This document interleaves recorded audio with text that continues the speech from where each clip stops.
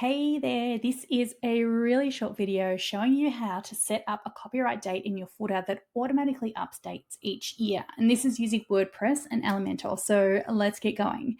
You want to first open up your footer by going into Templates and Theme Builder and finding your footer and then clicking on Edit to open it up.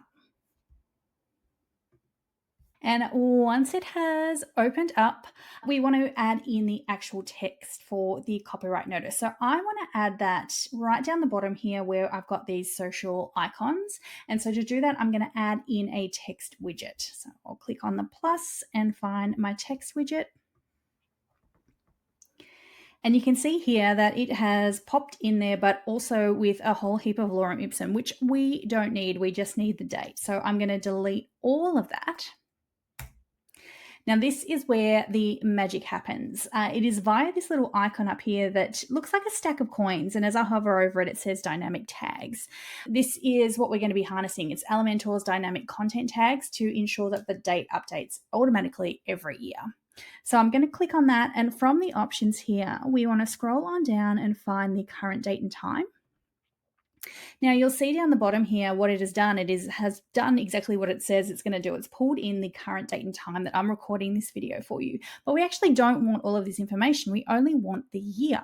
So to change that, you'll want to click on the little wrench here.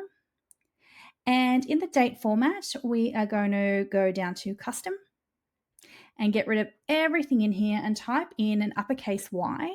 And the Y stands for year. And you'll see here that now we've just got the year. We don't have all of the other information that sits around the year that you typically see, like the copyright symbol and the business name and things like that. So to add those in, we want to click on advanced. And you'll see we've got a couple of fields here. We've got a before and after. So this lets you put in any other information that you want before that automatic date and after that automatic date. So if we want to put in that copyright symbol, I will paste that in there.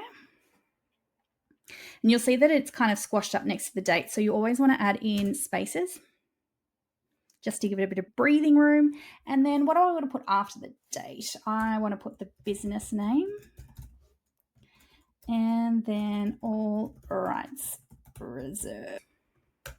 That is it. We can go in and make changes to the styling if you want. Depending on how you've actually got your website configured, it should be pulling all of the global styling that you already have set up. But if I just go in and make that look like everything else, we can see now we've got that automatically updating date that sits down there at the bottom.